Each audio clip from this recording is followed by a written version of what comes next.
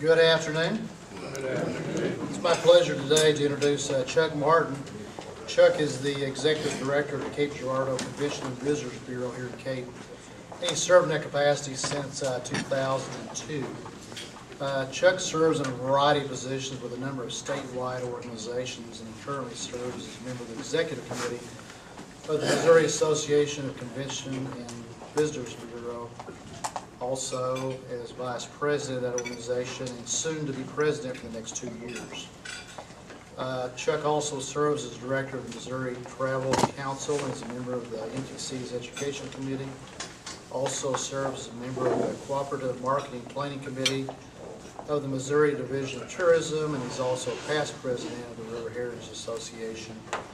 And most recently took home the Missouri Division of Tourism's 2013 State Ambassador Award, which is a organization that conscientiously supports and promotes tourism in any and all ways available to them. Chuck has lived here, a long-time resident since 1986, I think is when he came back. Resides in Cape along with his wife Jean and their 2 great sons. Please join me in welcoming Chuck Martin. Appreciate the opportunity to be here and to talk with you today. I'm going to get my watch situated, and I've been told that when I see the across the neck, I need to wrap things up a little bit. Kind of want to take you through a little bit of who we are as an organization, but I also want to kind of give you an overview of how do we know who's coming, where are they coming from, how are we marketing to them, what's the story that we're conveying, and so forth. So I want to give you just a little bit of an overview. What brings overnight guests to Cape Girardeau? We talk with our hospitality partners. We have Drury Hotels, we have Mid-America Hotels, Candlewood, Super 8, others. And basically, several different market drivers have been identified. Obviously, leisure travel. We have construction, which may be one thing that you don't typically think of, but when you look back over the last couple of years, Isle of Capri, St. Francis Medical Center currently going through what they're going through. The amateur sports market is huge for us. The fact is that boys and girls, baseball, softball, soccer, variety of different things, Missouri Special Olympics, the Missouri State High School Activities Association volleyball championships, just a number of different amateur sports events. Medical, we have 2 outstanding medical facilities here. The fact is, physician recruitment, people coming here that have somebody in the hospital and they end up staying in one of our hotels overnight. The social market, when you think about weddings, reunions, anniversaries from throughout southeast Missouri, southern Illinois, this is where a lot of people are coming to hold their events. Corporate, again, I think we kind of take for granted and maybe even gloss over the fact that we have a lot of national and international corporations here. You take a look at Procter & Gamble, Mondi, Baia Kiowa, Bootsy Unichem, and more. That's corporate travel. They have executives that are coming into town and spending overnights.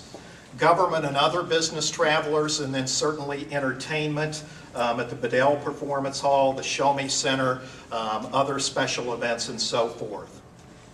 Where are those visitors coming from? This past year, we took a look at 130,000 plus random zip codes from overnight guests, and this kind of gives you a breakout as to where those visitors are coming from. Obviously, Missouri, our top state, followed by Illinois and the cluster of states surrounding us. But at the bottom, it really is important to note that this past year we had visitors from all 50 states, 4 Canadian provinces, and a number of different foreign countries. So people are coming to Cape for a variety of reasons. Our top state is Missouri. About 48%, nearly 1 out of 2 people that do come are coming from in-state. And if you take a look at those 130,000 zip codes, that equate to about 62,000 plus of our overnights. Illinois comes in second, just under 12%. That would be about 15,000 overnights of the records that we examined. Third and fourth is going to break out as Tennessee and Arkansas, so not really any surprise there. We kind of even burrow down further. Not only do we know the states that people are coming from, but we take a look at our top 5 visitor states, and we burrow down to see what cities they're actually coming from within those states. For instance, we know that nearly 1 out of every 3 Missouri visitors are coming from the greater St. Louis metro area. We know that 1 out of 4 of our Illinois visitors are coming from the greater Metro East. We do the same thing with Arkansas, Kentucky, Illinois, and really just kind of burrow down to see exactly where these folks are coming from.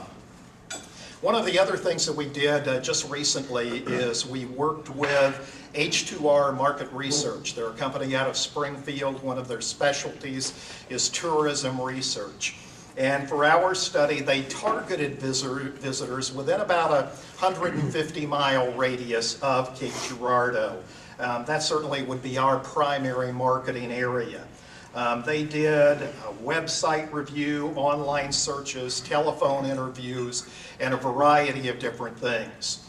Well, among the wealth of information that they provided to us was a 58-page report that included what potential guests in that 150-mile radius are really looking for. And when you take a look at the tick list over there, you can see that really we meet nearly every one of those wishes and wants that potential visitors may have. And again, when looking for a quality, close destination, we're able to really deliver a compelling message as to why Cape Girardeau should be considered. I want to take you through some of the marketing that we do, how we're reaching out to those people. In fiscal year 14, which will carry us through June 30th of this year, we are again utilizing only in Cape Girardeau. And while we focus on a different destination experience in each one of those ads, we strive for consistency so that hopefully when somebody hits an ad in a publication, there's instant recognition that that must be one of Cape's ads. This is just a sample of what some of our leisure travel advertising looks like. And again, we really try to carry that forward. This is an example of business travel and sports travel as well. So we're striving for a degree of consistency in all of our messaging. How are we reaching some of the people that I mentioned? You know, if 1 out of 2 people are coming from in-state Missouri, for example, how are we getting the word out? You'll see Cape Girardeau ads in Rural Missouri magazine. You'll see our ads in Show Me Missouri, Missouri Life, Midwest Traveler, which covers Missouri, Southern Illinois, Southwest Indiana. We're in TripAdvisor, and we are also doing a lot now with search engine marketing and search engine optimization, working with the Missouri Division of Tourism to maximize our efforts there.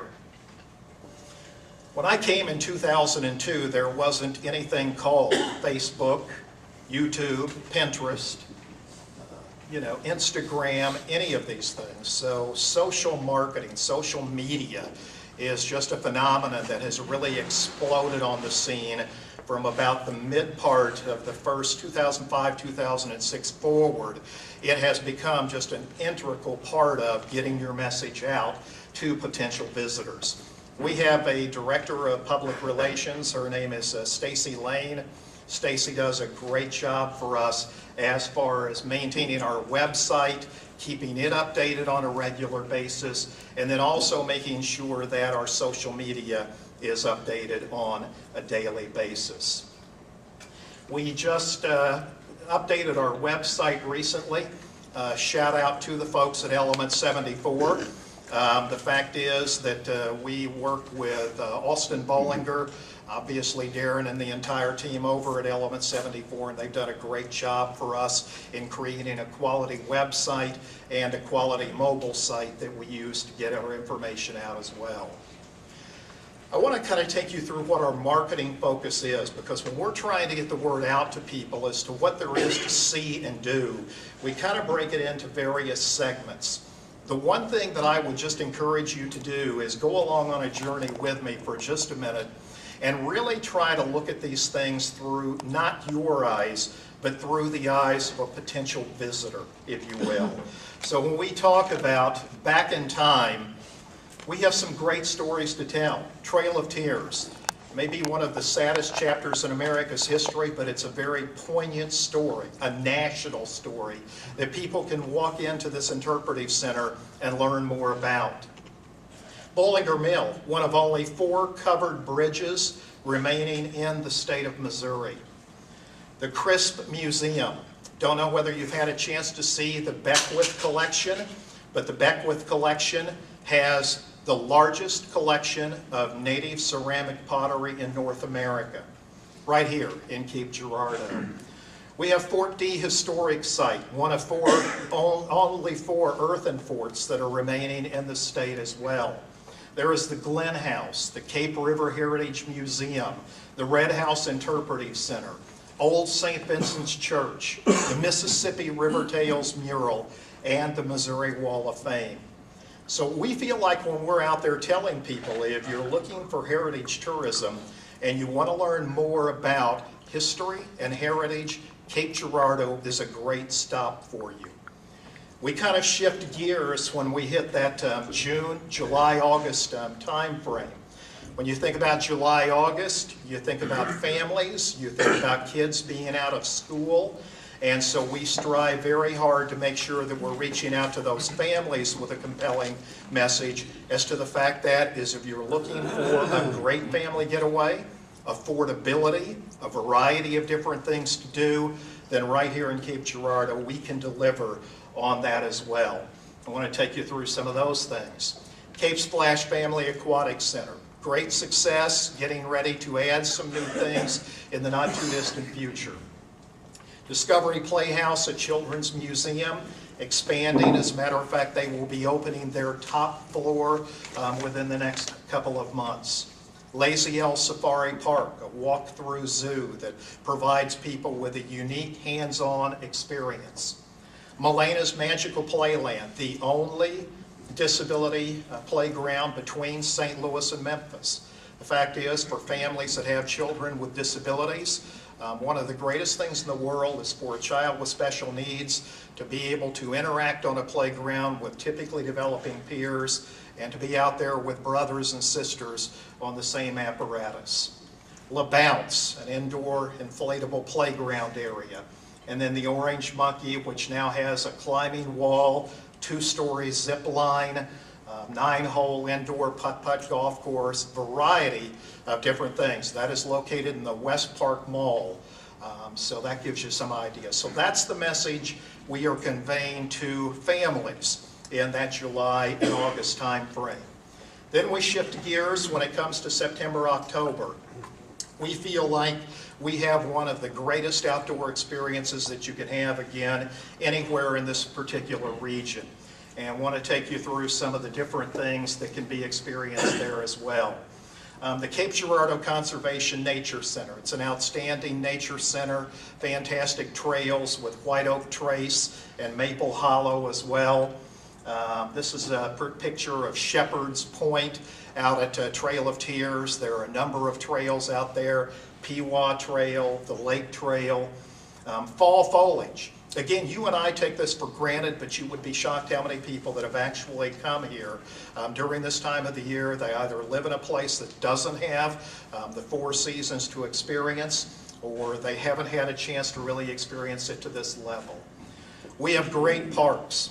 When you think about Cape Girardeau, hats off to our Parks and Recreation Department. They do a great job, and the fact is there are just a number of great parks for people to experience and to enjoy. The old Mississippi Bridge overlooking park, the Mississippi Riverfront Park, Missouri Wineries continues to grow. When you look at that list, it wasn't that long ago that River Ridge was one of the few in our area. And now you take a look and we have numerous wineries in the region that visitors can take advantage of. And then the farmers markets. We actually have 2 farmers markets that we're able to offer to people as well. One of the other things then we kind of look at is what we call shoulder seasons, kind of taking a look at that November, December time frame and taking a look at the March, April time frame. One of the things that we concentrate primarily on there is the theme Come Play.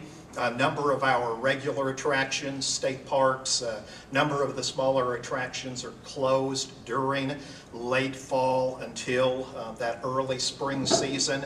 And so what we try to do is carry the message that there's a variety of different things that you can see and experience, and you can come here and play in those times when it may not be ideal to be outside. There's still a great experience. Isle Casino, Cape Girardeau, some of the best golf in the world as far as late fall, early spring, along with the other times that you would think of. That's an aerial of Dalhousie.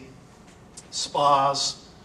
We have great shopping, antiquing, national and international entertainment. I mentioned before Bedell and the Show Me Center. When you think about some of the talent that has been here over the last few years, the Ukrainian Dance Company, the Moscow Ballet, the St. Louis Symphony, River Dance and Celtic Woman from Ireland. This is truly events and entertainment that beforehand you would have had to go to a St. Louis, a Memphis, a Nashville, or a Chicago to experience. 2014, the outdoor sculpture exhibit is going to be kicking off on April 4th along Broadway. First Friday with the Arts and the Arts Council, local dining, and then the historic downtown shopping, dining, entertaining. Marla Mills and her crew with Old Town Cape do a fantastic job, and you know, it gives us a great local experience to be able to sell, and this is all a part of it. When you talk about special attractions and events, we've had some great things that have come through. The Union Pacific Steam Train was here a couple of years ago. Just this past year, we had the Great Race, which was in our historic downtown. Couple of things that I just wanted to mention coming up. The 2014 Air Festival is going to be happening in mid-May this year, featuring the Canadian Snowbirds, their aerobatic team. This is one of only 3 jet teams in North America. Obviously the Blue Angels, and then the Air Force's Thunderbirds are the other 2, but the Canadians will be here for this year's Air Festival. And then we're going to have a really unique event, very similar to the Great Race, called the Motorcycle Cannonball. And the Cannonball is basically a vintage motorcycle rally that takes place all the way from Florida to Washington. They're going to be passing through here, and the, if you will, the newest motorcycle will be 1937. Everything is 1937 or older.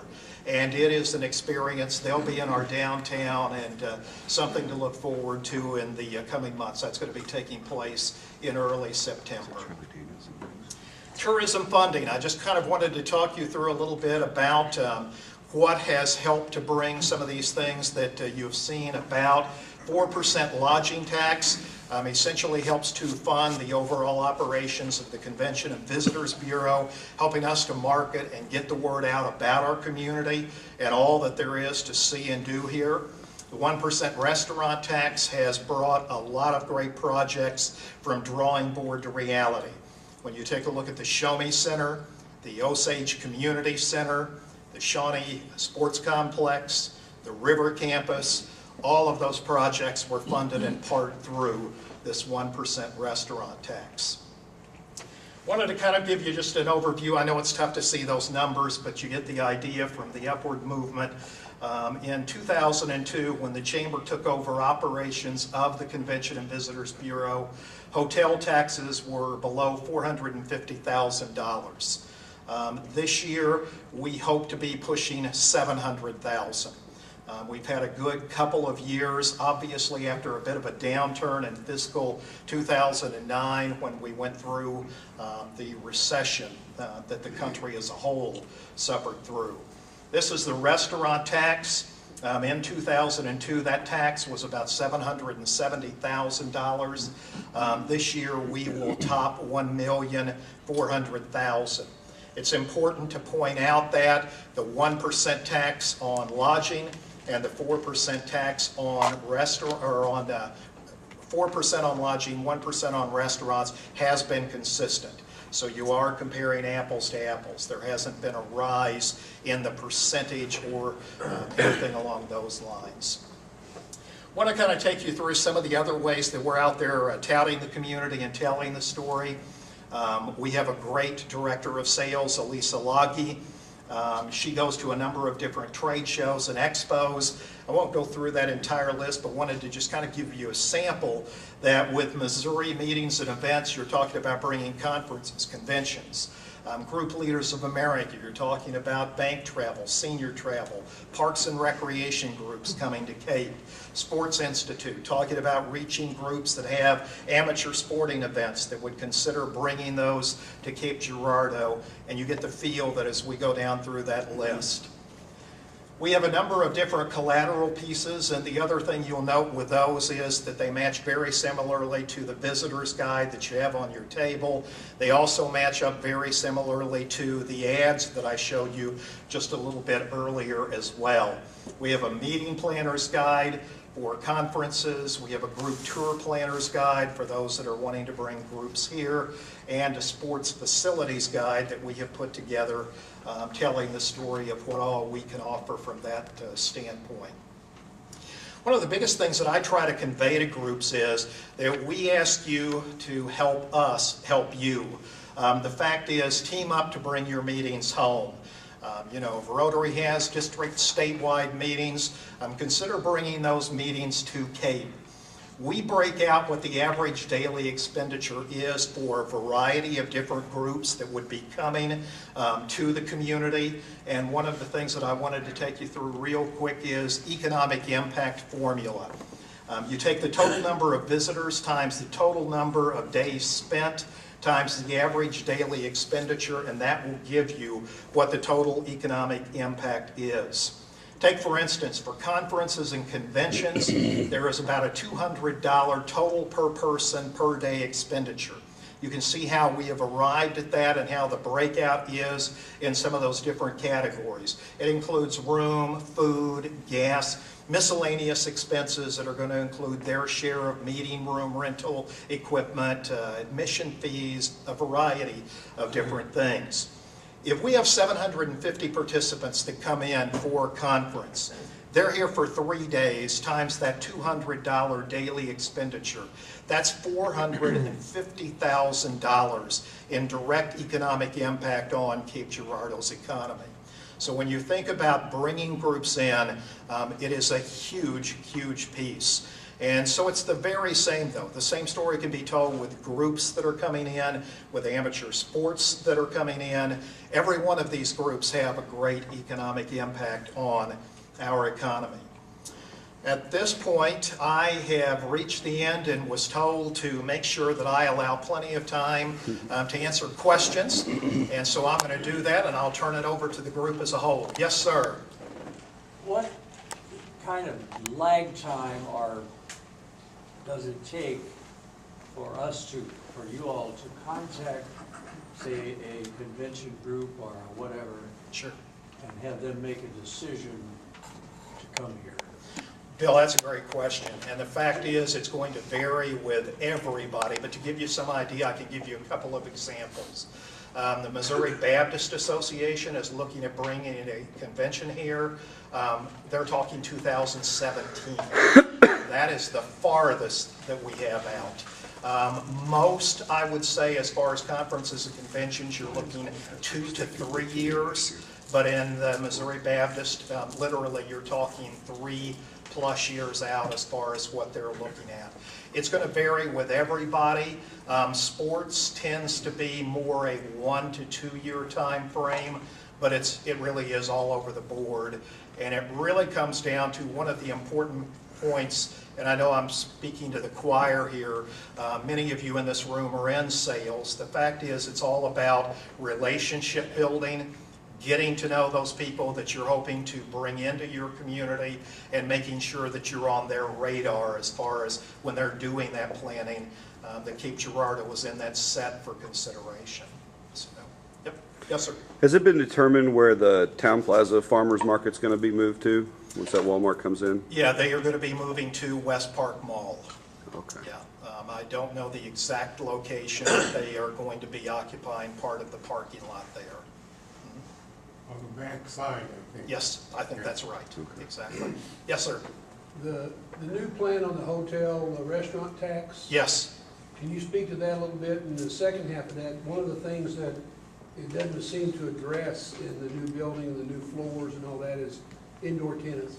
Mm-hmm. Right, and to give you some idea, yeah, the city basically reached an agreement that allows for the continuation of the tax as the voters had originally voted on to carry forward to 2030. That 4% restaurant or lodging tax, as I noted earlier, basically funds us. I can tell you that the 1% restaurant tax, there is a committee that will be formed so that there is no conflict of interest or anything like that. We certainly will be able to speak to the group initially. I don't think that group has been fully defined yet, but their sole purpose is to really take a look at exactly what is going to be moving forward. I think there are a number of things that are being looked at, one of which is an indoor sports complex. So I think the opportunity to at least have an audience with the people that are going to be giving that consideration. It's not like a decision has been reached yet. So I think there's plenty of time there. Some other things are being looked at, possibly an indoor aquatic component. One of the biggest reasons when you're hearing two of those ideas and you're hearing me say the word indoor is the fact that when you look at our hotels and bringing people into the community, one of our downtimes is certainly that winter time frame. If we're able to have something in place that is going to draw people into the community and allow us to provide them with opportunities and fill our hotels and fill the restaurants as well, I think that is a benefit and a plus. But that's where it is right now. Who's in charge of that group? The city council? The city council. City council will be making the listing who's going to be on that group, yes. Yes. Yes, sir. Is there any momentum now for a minor league baseball team? You know what, that was looked at carefully, and one of the things that was considered, there's a gentleman who has a passion for this in the community who certainly would have had to kind of come to the table, if you will, for a joint private-public venture, if you will. There was a lot of discussions that were had with not only the St. Louis Cardinals organization, but some other Major League Baseball teams as well. There isn't really the opportunity in the very near future, but one of the thoughts was that that is something that will still be considered in the future, that if indeed it is possible, then it will be looked at. We felt very strongly, and I know, in a lot of the discussions, some of the key partners that would have had to come to the table to make this thing happen felt very strongly that they really wanted to pursue, if at all possible, a single A major league team, that you could draw a core group, if you will, that would sustain and now allow it to be financially feasible. There was talk about the possibility of a Frontier League team, but there really wasn't much interest in going that particular avenue. Yes, sir.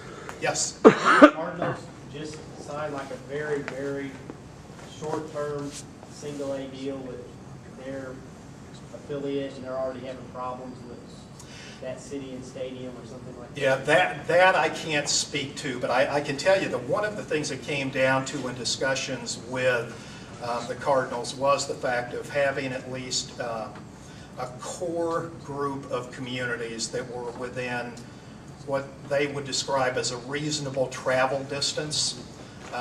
And so, you know, there wasn't a closed door, but at this point in time, it just wasn't something that they were prepared to move forward with. So that's kind of where we are at this stage. Yes? Chuck, I wanted to ask you about the hotel occupancy, just the percentages over the last 2 or 3 years. Sure. Where are we? You know what, I wished I could address that, but the fact is that the hotels here, they do not participate in Smith Travel Research, which is basically where that you're able to get average daily rate figures, occupancy, and so forth. That information is treated as proprietary information, but I can tell you that over the last couple of years, we have had substantial growth. The fiscal year 2012, fiscal year 2013, the combined growth on the hotel side was over 20% for those 2 years.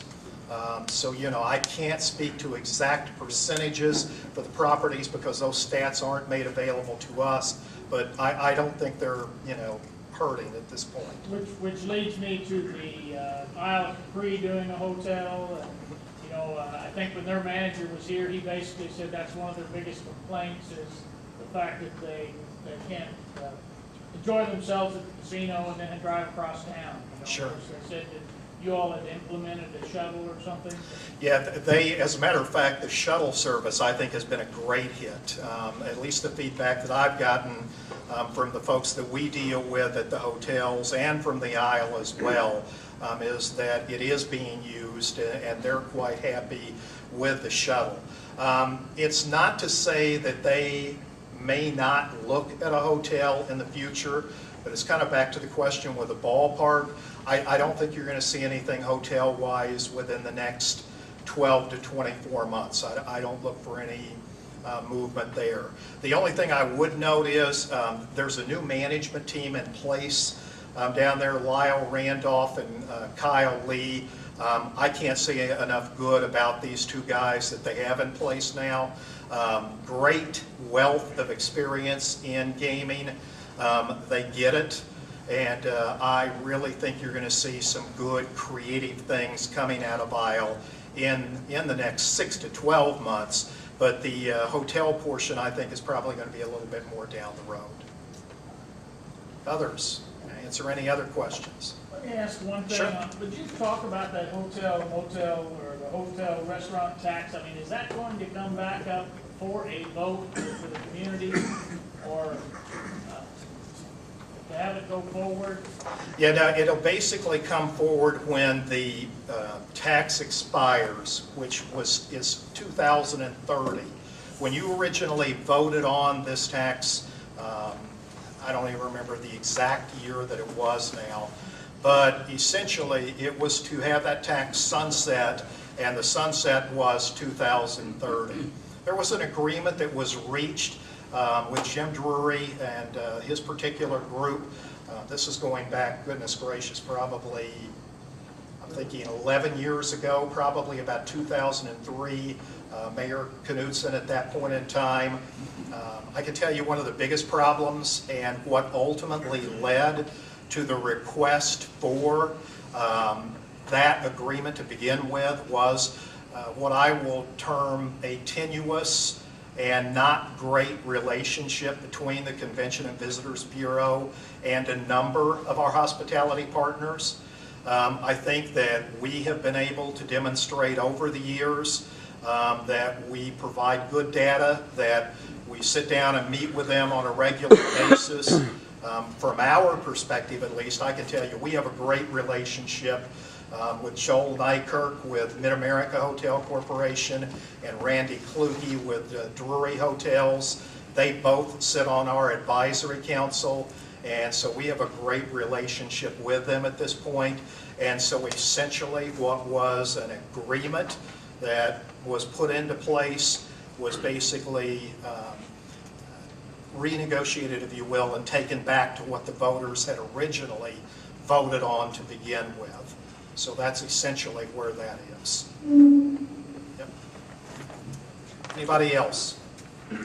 Gentlemen and lady, I would like to say thank you very much for allowing me to be here. It was a pleasure to speak to you. Proud of our community, and we have a great story to tell, and we hope you'll help us tell it. So thank you.